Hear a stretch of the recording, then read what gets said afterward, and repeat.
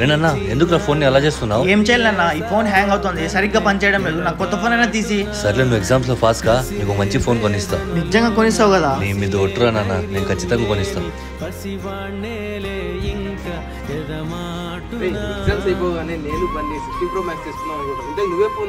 నేను పాస్ అయితే మా నాన్న ఒక మంచి ఫోన్ కొనిస్తాడంటారా? నీ అంత డబ్బులున్న వాళ్ళు కాదురా మేము. నేను ఫోన్ తీసి అడగగానే మా నాన్న నువ్వు ఎగ్జామ్స్ లో పాస్ గా ఫోన్ కొనిస్తా అన్నాడు. ఎందుకంటే ఆ ఫోన్ కోసమైనా నేను చదివి ఎగ్జామ్స్ లో పాస్ అవుతా అని.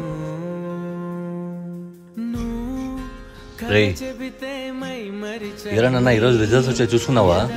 నాన్న పాస్ అయినావు కదా అన్ని? నాన్న అది 2 సబ్జెక్టులు పోయినాయి నాన్న. ఫెయిల్ అయినావు అని బాధపడకు నాన్న, మరి ఎగ్జామ్స్ రాయి.